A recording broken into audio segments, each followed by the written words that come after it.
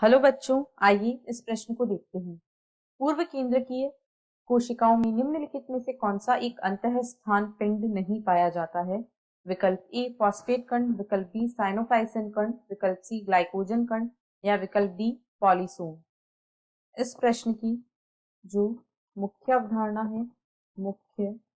अवधारणा वह है अंतःस्थान पिंड। इसे अंतर्विष्ट पिंड भी कहा जाता है। यहाँ पर हम देखेंगे कि जो अंतःस्थान पिंड हैं वे क्या होते हैं और प्रोकैरियोटिक कोशिकाओं में कौन से अंतःस्थान पिंड पाए जाते हैं।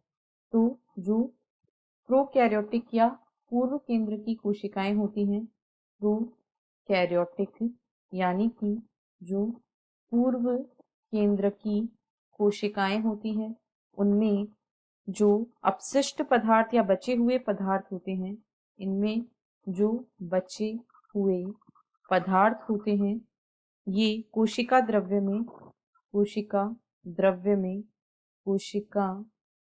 द्रव्य में अंतःस्थान पिंड के रूप में संचित होते हैं। जो पूर्व केंद्र की जीव होते हैं, कोशिकाएं होती हैं, उनमें जो बचे हुए पदार्थ होते हैं वे अंतःस्थान पिंड कोशिका द्रव्य में अंतःस्थान पिंड के रूप में संचित होते हैं।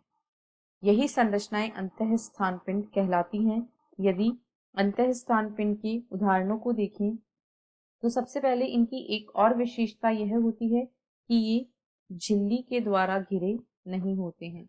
ये झिल्ली द्वारा घिरे नहीं होते हैं, यानी इन पर झिल्ली अनुपस्थित होती है और ये कोशिका द्रव्य में स्वतंत्र रूप से पड़े रहते हैं। इनके उदाहरण हैं फॉस्फेट कणिकाएं, इसके अलावा साइनोफाइसिन तथा ग्लाइकोजन कणिकाएं। फॉस्फेट साइनोफाइसिन व ग्लाइकोजन कणिकाएं ये अंतःस्थान पिंड के उदाहरण हैं जो कि प्रोकैरियोटिक कोशिकाओं में पाए जाते हैं। अब यदि दिए गए विकल्पों को देखें तो विकल्प ए में कहा गया है फॉस्फेट कण, यह सही है। बी में कहा गया है साइनोफाइसिन कण, यह भी सही है, यह भी अंतःस्थान पिंड है। सी में कहा गया है ग्लाइकोजन कण, यह भी एक अंतःस्थान पिंड है। पॉलीसोम जो है यह एक अंतःस्थान पिंड नहीं होता है। पॉलीसोम विशिष्ट संरचना है जो mRNA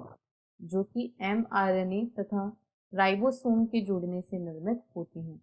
अतः क्योंकि पॉलीसोम एक अंतःस्थान पिंड नहीं होता है, इसीलिए विकल्प डी इस प्रश्न का सही उत्तर है। आशा है आपको प्रश्न समझ आया होगा। धन्यवाद।